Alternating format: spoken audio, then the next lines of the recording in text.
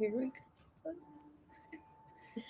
Hello, family. Peace and blessings, and welcome back to another episode of Heal with Angelica Waters podcast, where we discuss all things healing.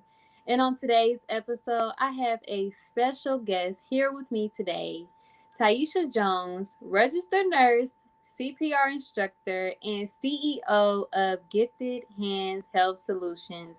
Here with me today to discuss the topic Save a Life. Miss Jones, I am very excited to have you on the show today. How are you? I am doing really well. Thank you so much for having me. As I said, this is my first time doing something like this, so I'm excited, a little bit nervous, but I'm excited to just talk about saving lives and other things related to healing. Yes, absolutely. So, now before we get started, do you mind letting our audience know just a little more about you? Yeah. So first things first, I am a mom. I have two boys. They are 3 and 5, and they keep me busy. Aside from that, I am a registered nurse. I've been a nurse for almost 20 years now, and I've worked in the hospitals. I've done travel nursing. I've worked in rehab facilities, and I currently do home care. And aside from that, I run two businesses. Gifted Hands Health Solutions is where I have all of my training courses, like CPR, first aid. And then I also run a scrubs business. So, all medical scrubs, all your work attire, I carry all of that as well. So, as you can see, I'm a busy person, but I really clearly don't know how to function if I'm not busy, apparently. So, that's just about me. And I actually, like I said, I've been a nurse for about 10 years, but I got started with my business in 2019, Okay. and I just wanted to do a little bit more with my expertise, and I had to get CPR training for my certifications for work, and I kept on taking these classes, and I thought they were horrible, and I that's my mom. Hey, But they were mom. horrible. So I decided that I wanted to go ahead and teach them because I I didn't feel comfortable leaving those classes. Like I would be able to actually save a life in that type of instance. So I decided I want to teach it so that I could put my own spin on it, go a little bit more in depth, and Mhm. just put more emphasis on the importance of knowing those life saving skills. So that was really why I started my own business with it. And then being a nurse, it was only right to add in the scrubs. I wear scrubs every day. Yes. So it was only right to add those in there. Yes, absolutely. So now, while you were speaking, I just wanted to make sure our audio is good. Did you hear a little? Are you hearing a little muffle? I'm hearing a little bit of like crackling. Okay, okay. Let me Yeah, see I here. don't know. It might be my phone being right here too. Okay, try to speak again and see if we can hear it. Um, do I hear it now? No. A little bit. I do. I think it's when I Okay. get louder. Maybe if I'm closer. Okay, let me see now. I still kind of hear it. Yeah, I still hear it a little bit. Okay. Let's see here. Are you hearing it on your end? I'm Yes, I'm hearing talking? it on my end. I don't know if it could be my Okay. Let me see. So we can try to come back in because I want to make sure that the audio is clear for our audience. Make sure they can hear everything. Okay. Okay. Maybe if I So can try to pull it up on my phone also. you want to try to so Yeah, I can send it to you again and then I can pull it up off of my email on my phone. So I'll try that. It might be this. This is my first time using this laptop. So, Oh, okay. Got you. Okay, so all yeah, right. just go ahead and exit out and come back in. Okay. Okay.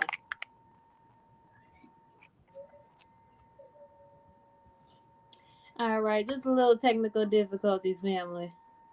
Just have to get the audio together so you guys can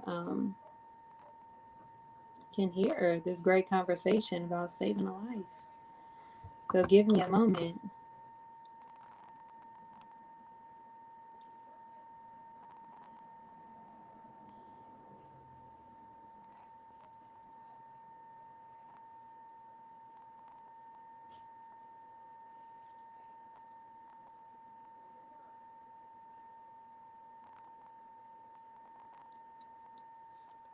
Peace and blessings, family. Peace and blessings. If you guys are just tuning in, we was having a little audio difficulty, so just stay tuned. I'm waiting on my guests to come back in. Give us a moment.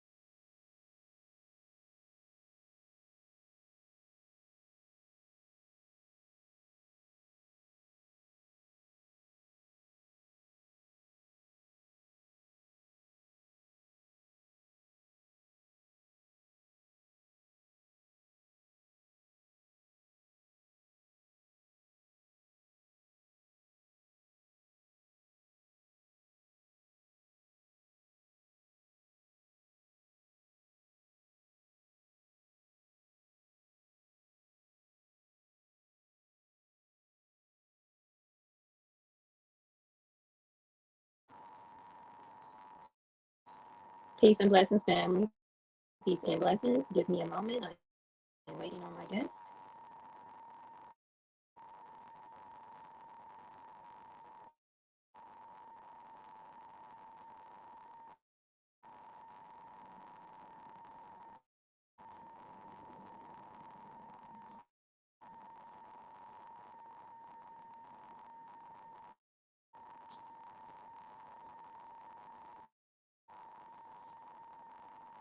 Me?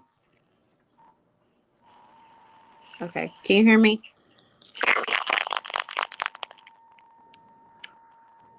Hey, Tyesha. Hey, Hey, can you hear me? I do. I hear the crackling now when you talk. Okay, you hearing it on my end? Okay, Yeah. okay. So what I'll go ahead and do is I'll just go ahead and give me a moment.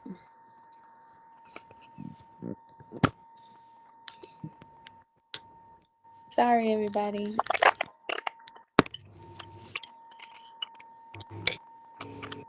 Okay, can you hear me? Yes. Can you hear me?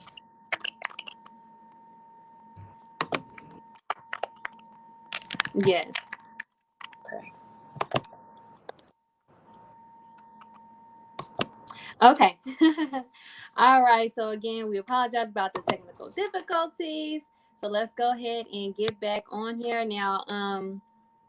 Let's go ahead and pick back from where we left off. I pray you all was able to hear my sister Tyesha just explain a little bit more about herself and what she do. When I did do my research on CPR, I found out that it is a life-saving procedure Hmm. that is considered a critical first aid for people who are having a cardiac arrest or shortage of breath.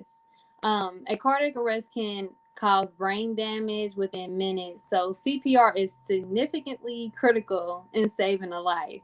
So that brings me to my first question for you, Miss Tyesha. What started your journey in the healthcare field and the start of your business? The start of your business. So, like I mentioned before, I do more with my expertise. I've worked with a number of cardiovascular, heart, lung specialties Mhm. as a nurse. So I was pretty familiar with that. But I also personally am familiar with it. My on my father's side, heart disease runs deep. Um, my grandmother's mother, she passed away. His sister did, and he also did. So I'm very familiar with the effects that it can have on a life. And Mm-hmm. so just knowing that, that's also changed my lifestyle, making sure that I'm, reducing my risk of developing that, especially run so deep in my family.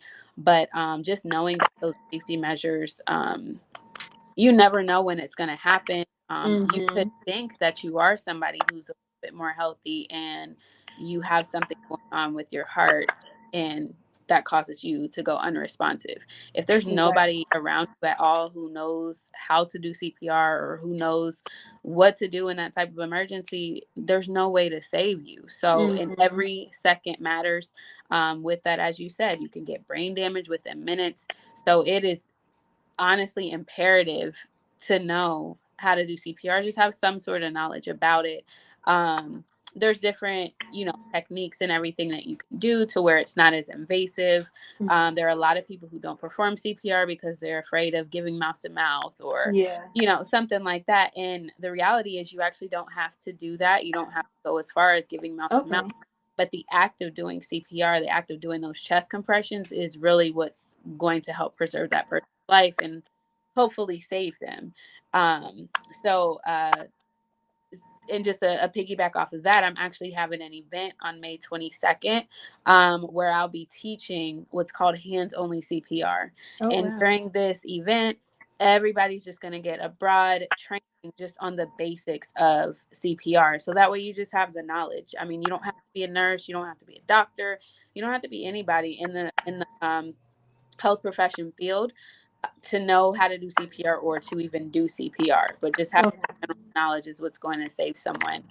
Um, so going back to me getting started, my background, everything, and my family history, that's Yeah. also pushed me to try to normalize the practice of CPR because it's so important. I mean, you don't have to be in the hospital. You could be at home. Yeah. You could be in a grocery store.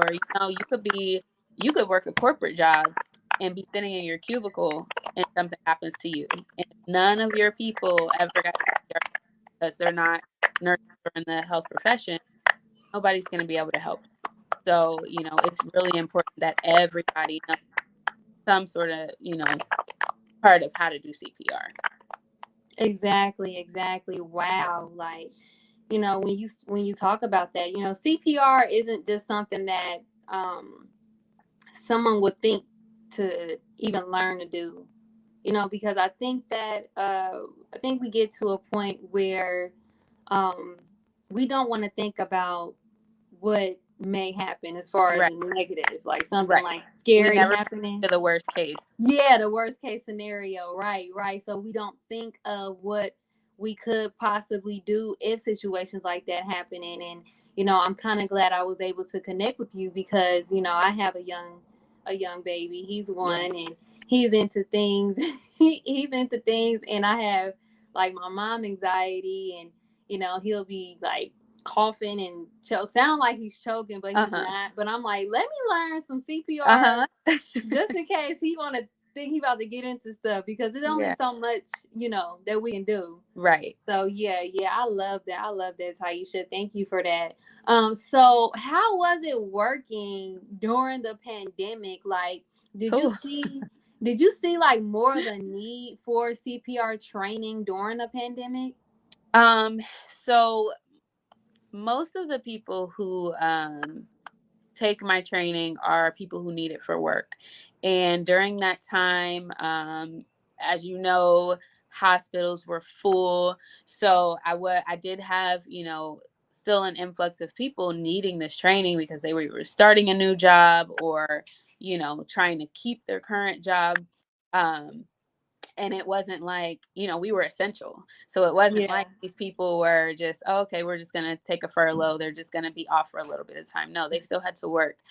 So I did have a lot of medical professionals in facilities who were still needing training, and the struggle with COVID was trying to figure out a way to have these classes but still, keep the distance Keep the because distance. we Yeah. didn't really know anything about COVID. It was, so new there, and it was so scary. So we had to try to figure out a way to still provide classes and training, to still keep everybody safe. So for a little bit of time, we were able to do virtual trainings, but the main aspect of the training is the hands-on practice.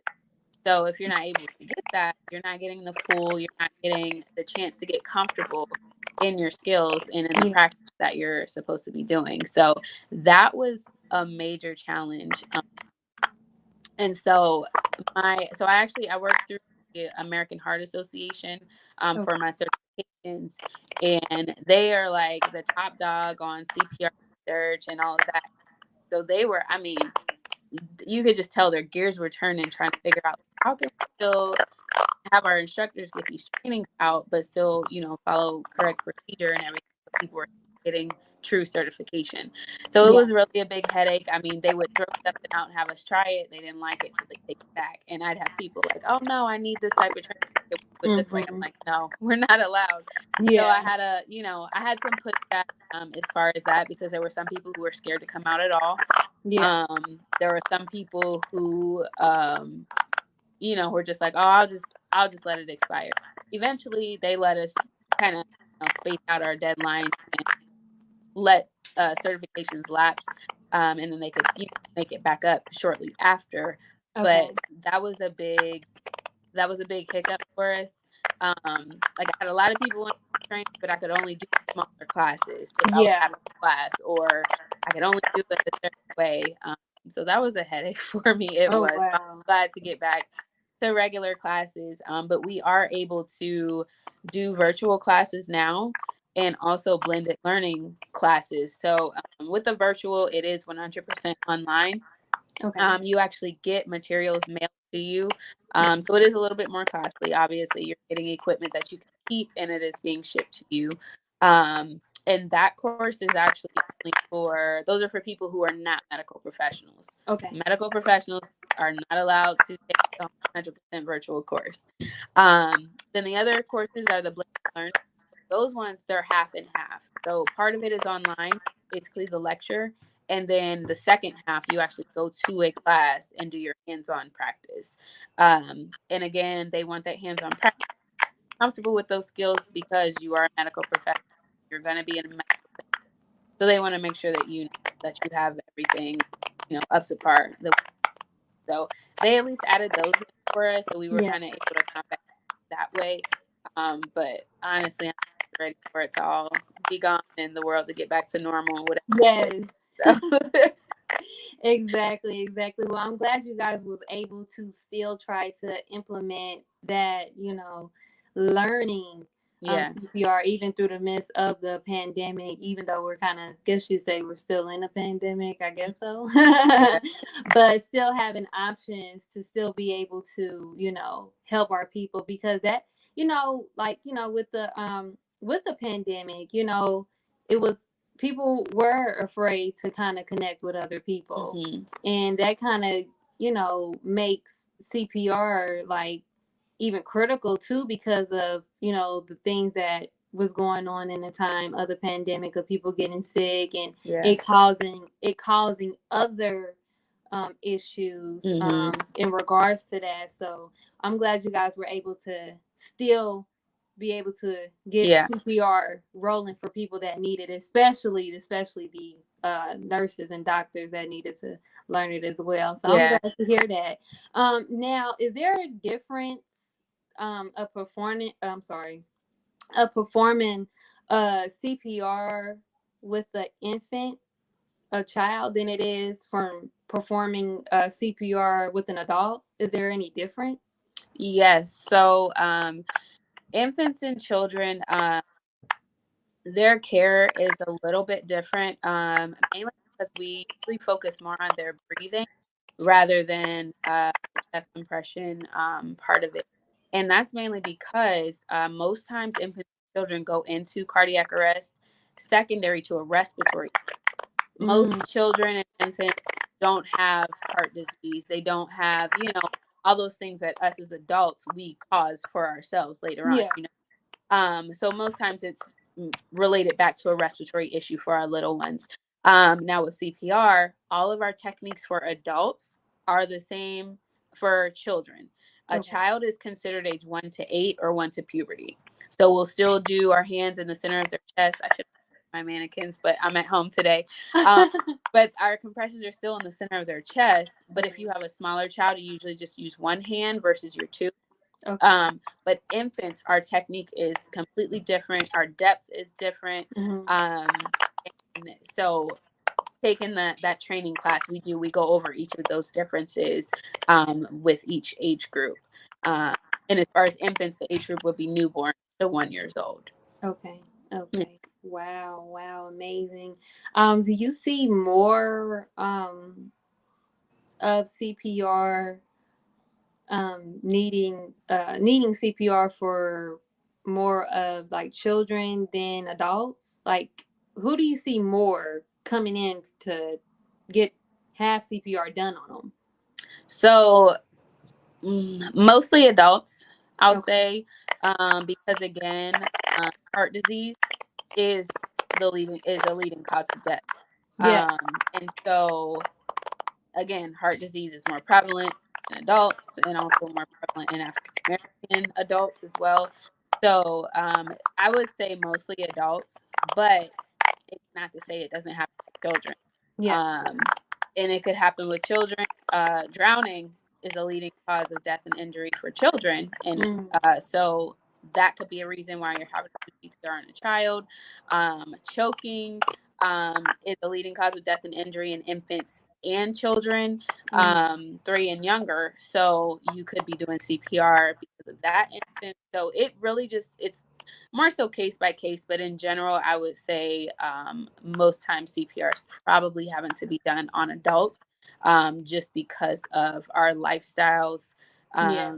and you know, yeah, Exactly, exactly. Well, you answered my next question because I was going to ask you, like, in what situations is CPR needed, and you were very depth when it came to that, yeah, especially the when is needed for a child, then when is needed for an adult. So, wow, that's amazing. Thank you yeah. for that.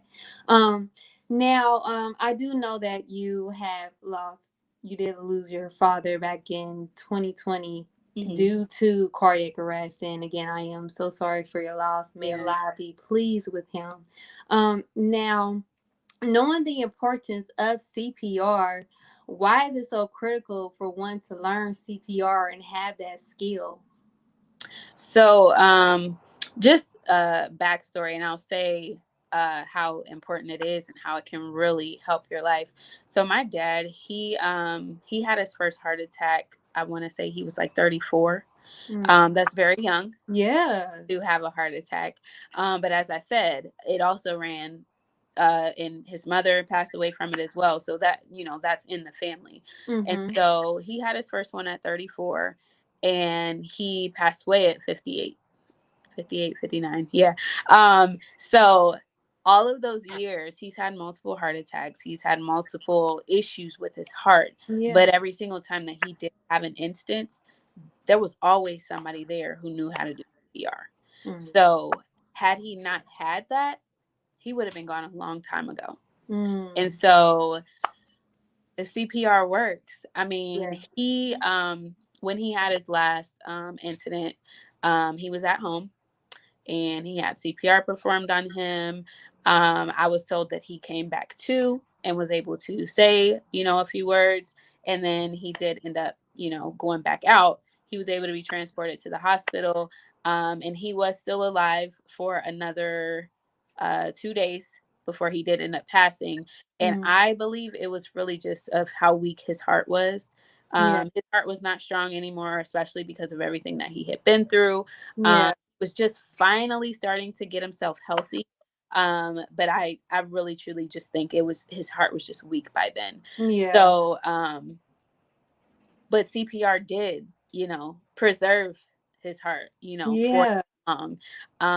And as I said, I mean, you never know where you are. Had he been alone at home, he would have died alone at home. Yeah. He Yeah. wouldn't have even been able to make it to the hospital, for them to even do other measures to try to, get him to survive. So CPR works. Yes. It does. And CPR works because it is actually the act of pumping blood throughout your body. Mm-hmm. Right now, this person's heart can't do it for them, so we're doing CPR to pump the blood throughout their heart for them. And Wow. so if you don't have anybody or anything to pump that blood, your organs are going to die. Yes. So that's why we need CPR, and that's why we need to know what to do and be able to recognize when we need it as quickly as we can, so that we can keep their organs alive and hopefully keep them alive. Exactly, exactly. Like just learning that and knowing that, like, you never know where, you may be somewhere and someone is in need of CPR and there's no one around to assist. Yeah. And I know if that was me and I don't know CPR, it would kind of make me feel bad. Like, dang, Yeah. like, wow, like, Right. So just knowing that you could literally save someone's life, Mm-hmm. literally, just by learning this skill. And it's Yeah. not, I took CPR training long time ago when I used to work. I used to do home health care. Um, and it's an easy class. It's It's not, it's simple, it's easy. yeah. Like, hey, why not?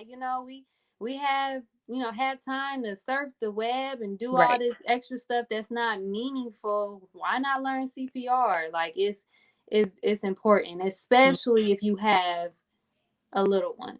Yeah. And I know, and I, like I said to you before, like, I'm definitely going to get with you on that because I have my little one now and I have my mom anxiety and be like, listen, Yeah. like, I'll be turning around the corner every time I think he about to, like, because it's only so much I can do, Yeah. because I can't be under him 24/7, let Yeah. him be a child. But at least I know, like, if a situation like that was to happen, Yeah. I know what to do because of Yeah. Miss Jones.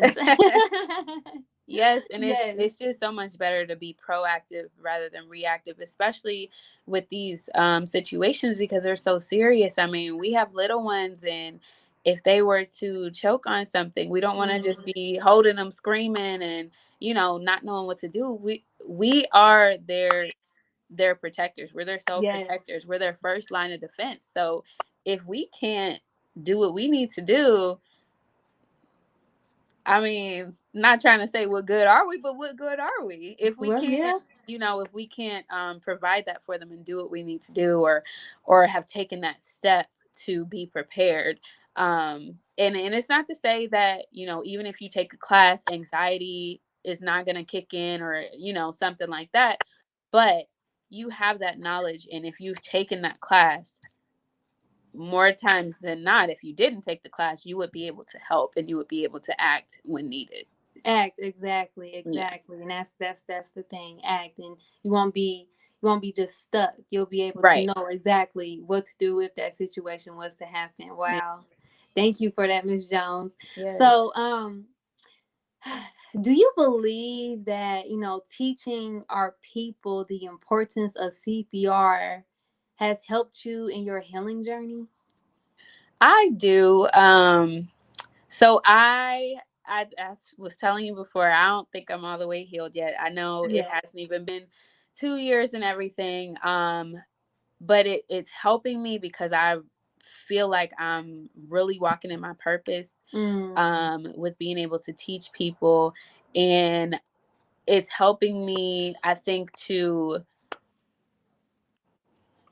I feel like it's still bringing me closer to my dad as well, mm, um, because this is exactly, related to, I mean, completely directly related to him. yes, So it's definitely helping me in that aspect. And then I'm also able to share my story to tell people, like, this is real. It can happen to your dad. It can happen to your mom. It can happen to it. I mean, anybody, but somebody exactly. so close to you, we always want to think, oh, it won't happen to me, Mm-hmm. or not my family, until it does happen. And so I like, not that I like, but I'm glad I am able to share my story to just show people, this is real, but you can be encouraged and you can take those steps to be prepared in case your family is one to have to deal with this, or in that instance, maybe you can be the one to help save that life that you want to help preserve.